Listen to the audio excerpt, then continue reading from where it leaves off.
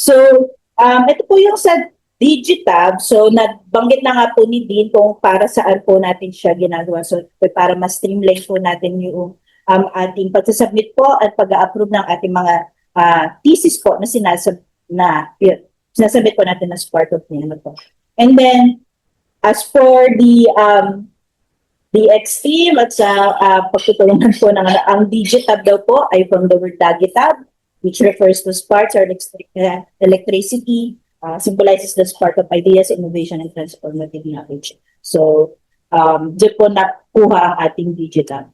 So, Digitab key features po is, of course, real-time tracking po ng thesis approvals and e-signatures natin. So, kapag po naglagin na po tayo dito and upload po tayo, malalaman na po natin kung saan na po nakapending yung ating thesis. So, hindi na po natin kailangan mag-emails po or minsan ay umikot po sa buong college para po mahanap kung sino na po yung pipirma na susunod ng ating thesis. And also po, automated UKDR option. May required po tayo, di ba, na UKDR na pinifill upan po. Ito po ay from the University Library. So ito po ay automated na rin po. We-discuss po namin yun sa inyo later. And then, of course, fast hassle-free clearance through the CHE Library. So minsan po nagkakaroon po during the clearance po, nagkahahanap pa rin po tayo ng thesis na minsan po ay hindi po nako-forward pa sa library. So kapag nag-clearance na po yung student or tayo po is medyo natatagalan pa po tayo sa paghahanap. So hassle-free na po ito, lalo na po sa CHE Library natin.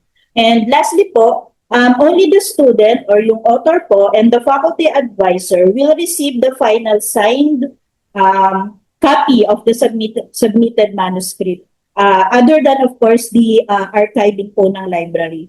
So, ang ano po dito is, although pag-uusapan pa rin po, ang accountability po natin dito ay kay student and kay faculty po in case na probably may unauthorized or ano po, submission or basta po si student at si faculty lang po ang makaka-download at makaka-receive noong approved and signed na copy po ng manuscript. So we will also discuss this part din po in a while para po mas maunawaan po natin yung ibig sabihin. Ito po, yung ating key changes po, itong access list po natin na ginagawa, hindi na po siya required.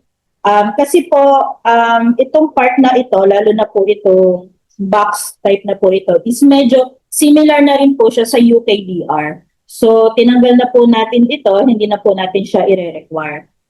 And then, ito pong title page po is magiging automated na po. So, kapag in-upload nyo na po yung manuscript nyo po, is may automatic na mag-generate na po itong title page. As well as din po sa approval page. And then sa, of course, yung UKDR po, automated na rin po siya. And of course, pati po yung abstract is automated na rin po. So, lahat po ito i-demonstrate natin in a while. So, dito na po tayo sa walkthrough ng Digitab. So, sa student view po muna tayo para po mas from the start. So ito pang itsura ng ating Digitab, Digital Thesis Access and Submission Bid. Pwede po tayo mag-log in through the UP Mail, of course. Yung initial list po is makukuha na po na as said po ni AD Faye kanina from the OCS. So meron na po tayong data ng mga students po na nagtitesis or yung mga meron na pong advisors. So meron na po kaming data. But just in case po na you will try to access po and then parang hindi po kayo eligible, mag-email lang po kayo sa amin. Ituturo din po namin sa inyo kung paano. Then upon logging in, upon logging in po, isa-set up po or magpo-prompt sa inyo yung pag-set up po ng profile po. So the name, the email address, just lang po. And then of course the security if you want to change the password. And then ito po is pwede na po kayong e-signature setup. Bakit po may ganito? Kasi po sa student, di ba, yung UKDR po natin is meron po tayong pinipirmahan doon as a student po. So, you have the option po to just upload your e-signature, or you can just draw kung kayo po ay mga naka-tablet po or meron po kayong pen, something po. And then, required po lagi na kapag maglalagay po tayo ng e-signature dito sa ating Digitab, ay meron po tayong nilalagay na security pin or signature pin po. So, kayo na po ang mag-decide na minimum of 4 characters lang naman po. So, just to ensure lang po na talagang kayo po yung naglagay ng e-signature na yon at saka, ayun po, dahil yun lang po yung pin na kayo lang magagawa. Sana po huwag yung i-share. Yan. And then other po is yung notification setup lang naman po. So, very understandable naman po. And then next po is yung sa students, kapag po kayo po ay nag-login at nakating na po, ito po yung itsura ng ating dashboard po. So, from the dashboard, makita naman po natin yung name natin, and makita rin po natin kung sino yung academic advisor natin. In case po na halimbawa mali po yung advisor na nakalagay po sa inyo dito initially, again, you can also just email us. We will provide in a while po. So, of course, dito po may dashboard, nandito po yung notifications natin, announcements, manuscripts na mga sinubmit po natin, and then ito po yung email, track lang po natin. Of course, makikita nyo rin po itong emails na to dun sa pinaka ni-register nyo po na email. Okay po. So, going back to the dashboard po, kung magsasabit na po tayo ng manuscript, so, pipindutin lang po natin yung new submission or may nakalagay po dito na submit manuscript just in case. Kasi dito lang po ay may nakasubmit na ng manuscript. Pero kung ito po ay wala, naka 00, may nakalagay po dito na submit manuscript or you can also just click this new submission. So, once na na-click nyo na po yung new submission, mapupunta po tayo dito sa 5 steps na ano lang naman po sa pag-upload po. So, una, basic information po. So, dito po yung ilalagay natin yung title po natin. So, pwede po natin yan i-format into, lalo na kapag may mga scientific names po tayo na ilalagay. So, yung naka-italize, and then meron po mga naka-bold, yung ano ganito. And then, required din po na maglagay po tayo ng UPLB Agora at saka ng SDGs. So, mag-select lang po tayo dito and maglagay. So, ayun po. And then next po is sa committee. Kayo po, students, minsan po kasi ay merong mga co-advisor daw po. So, pwede nyo po itong itik and then may lalabas po na mga selection po ng faculty. May faculty list po. And then lalagay nyo po kung sino po yung co-advisor nyo. We will demonstrate in a while po. Also, dun sa panel po, kung may panel member po kayo, students, kayo na rin po yung maglalagay. So, kung sino po yung panel members nyo, kayo po ang maglalagay. May drop-down list din po dito. So, you can, I think, hanggang 4 or 5 ata pwede. Depende po kung ilan po yung required ng thesis committee po natin. So, i-demonstrate din po natin in a while. So, once na i-next nyo na po siya, na ilagay nyo, na set up nyo na po students, yung inyong co-advisor at saka yung panel member nyo po, is punta na po tayo sa abstract. So, you can just copy-paste yung abstract nyo po na yan, nasa Google Docs or nasa Word nyo po, and then copy-paste. And then, lagyan po natin ng keywords. At least 3 po ata, lalagyan po natin siya. So, you can just type separated by the comma po. And then, you just enter. And then, of course, you can also, pwede na rin po kayo maglagay dito ng mga citations po. Ito, importante rin po itong citations na minsan ginagamit din po ito ni library sa pag-upload po sa UKDR. So, ask nyo na lang din po yung advisor nyo for regarding this. And then po, once na okay na po, may abstract na po tayo, na i-copy-paste na po natin, we can upload the manuscript na po itself. So, up to 100 MB po. So, we assume naman po na kasya po yung thesis po natin sa 100 MB. But if magkakaroon po tayo ng problema, medyo talagang malaki po, just let us know po and email na lang po. Okay. So, once na ma-upload po natin, next na po natin, ito na po yung selection po ng UKDR. So, ititik na lang po natin siya kasi automatic na nga po siyang mag-generate. So, ito po, yung una, if bibigyan po natin ng viewing access lamang po. Viewing access, yung magre-request. And then, yung second po is full access with fair use po under the Republic Act 8293. And then, yung third po is UPLB constituents lang po makaka-access ng inyong work. And then, yung huli po is title page, table of contents, and abstract lang or metadata yung gusto po natin i-share po. So, i-set up po natin. Ngayon po, kapag ito naman po yung pinili natin, na yung pang fourth lamang po, re-require po natin na i-upload po natin yung table of contents lang po. So, medyo i-extract lang po natin sa manuscript natin yung table of contents and then paki-upload na lang po sa part na ito. Kung yung fourth lang naman po yung pipiliin natin. So, ayun po. So, going back po dito, may makikita naman po kayo na guide. So, may question mark po dito sa gilid. So, kapag kinlik nyo po yan, so lalabas naman po every step kung ano po yung mga details noong mga fields, kung para saan po, kung ano pong kailangan natin gawin, or ilang characters lang po. So, kung may mga katanungan lang po kayo, is meron naman pong user guide dito sa gilid po. Yun po. So, next po, once you submit, once na makalagpas na po tayo dito sa library permission, yan, makakapunta po tayo dito sa draft view po natin. So, makikita nyo at may re-review nyo na po kung ano po yung in-upload nyo po na thesis. So, the title, the abstract, and then yung mga tags po natin, the keywords, and then makikita rin po natin dito yung workflow natin. So sa ngayon, nasa draft po tayo. Hindi pa natin siya nasasubmit. So, naka-draft pa lang tayo. And then, of course, makikita nyo rin yung information nyo po. And then, makikita nyo rin po yung in-upload nyo na po na manuscript noong inyo pong thesis. Yan po. And of course, makikita nyo rin po initially na yung mga automated na documents po natin na pinresent kanina. So, the title page, approval page, UPDR, at saka yung abstract page. So, ganito na po, automatic siya na mag-generate. So, title page. Ito po yung sa title, ito po yung name nyo. And then, nandito po yung degree and your program, degree program, at saka yung inyong pong specialization po. And then, kung kailan po yung sa thesis po natin.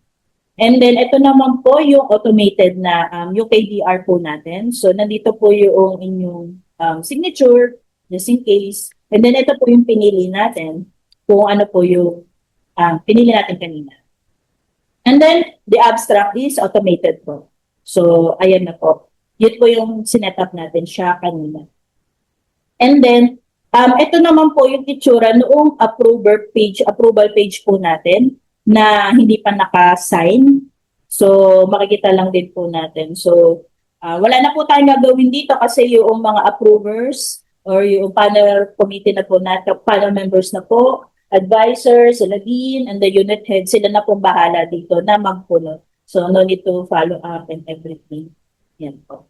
So, once na na-review nyo na po yung draft nyo, submit for approval lamang po. So, once you submit, ayan po, padayon, congrats po, na-submit nyo na po ang ating, yun. And then, so makikita nyo na po na nasubmit nyo na, and then makita na po natin na for academic advisor review na po. So, si faculty na po, si advisor na po ang bahala sa next step po. And then, makaka-receive po tayo ng email, of course, na nag-submit po kayo.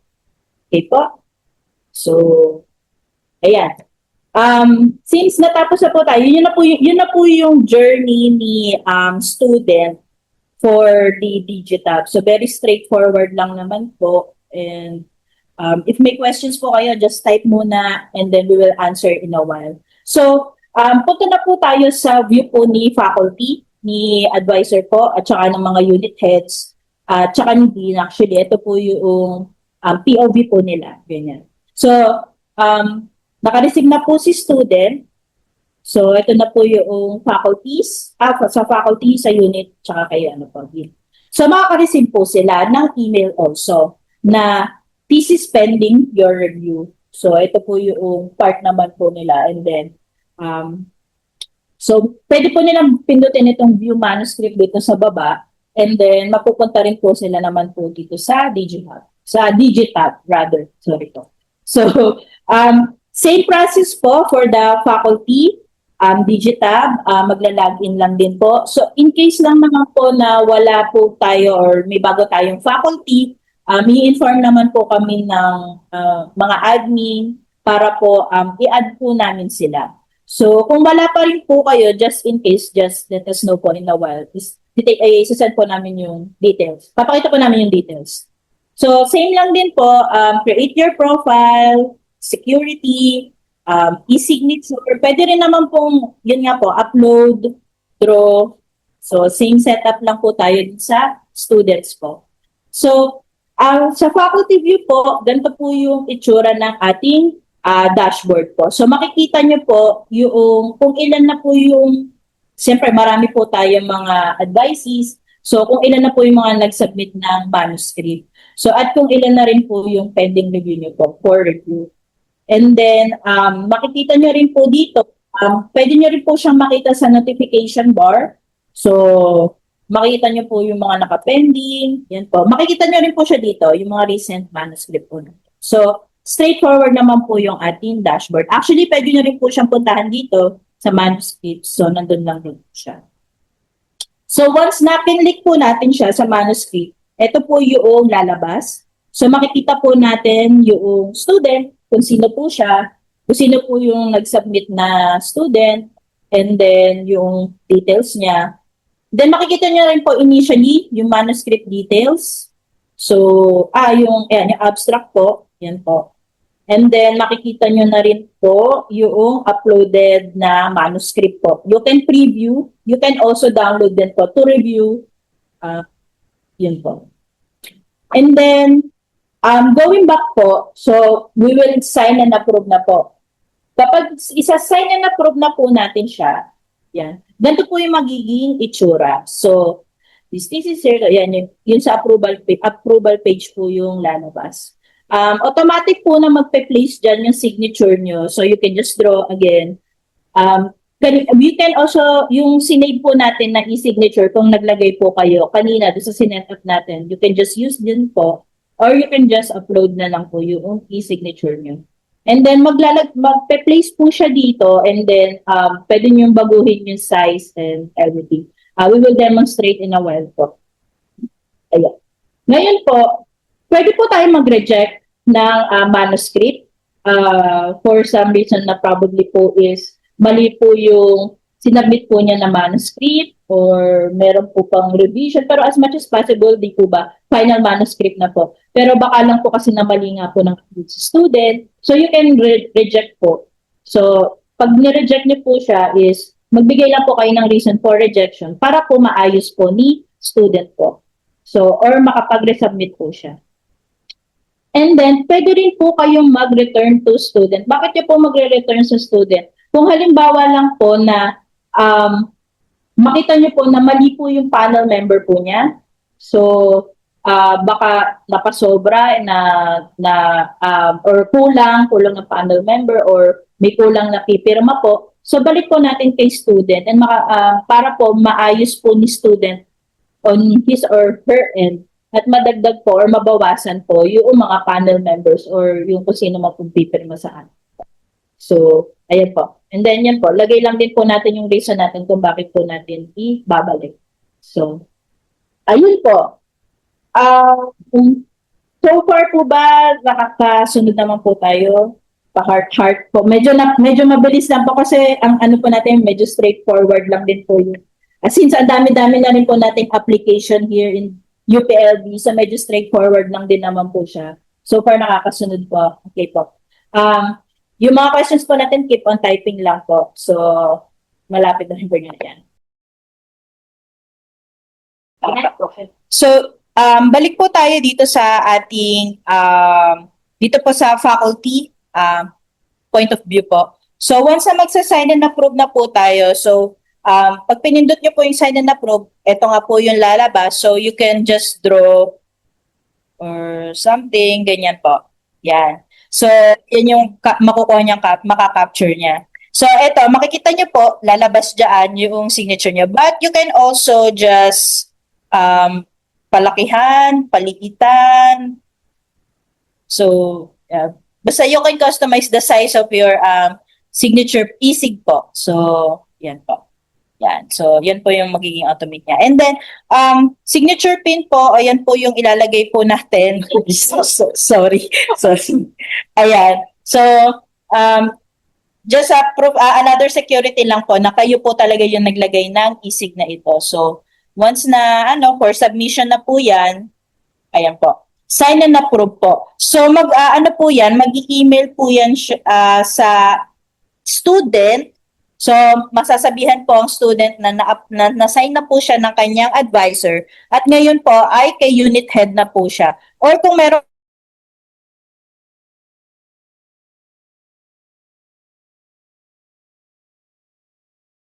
sa panel members, so ganun lang din po yung pag-a-approve po natin at saka sa pagsasign po. And then once na in-approve nyo po yan, diretso po at mag-notify po ulit kay student na na-sign nyo na po and then na si unit director, si unit head na po ang magsasign. And then once na masign na ni unit director po, mag-notify po uli kay student and then magno-notify na po kay Dean. So, isa-sign na po ni Dean sa pinakahuli po. So, siya na po yung huling mag-sa-sign. So, dito po, sa pinakadulo po, ayan. So, kung makikita nyo po, download thesis file, ang meron lang po nito ay ang advisor po at ang student. So, wala po yung iba, wala po si Dean, wala po unit head, unable po ito sa kanila. So, once na napirmahan na po ng lahat, they can download this po at makikita po yung buong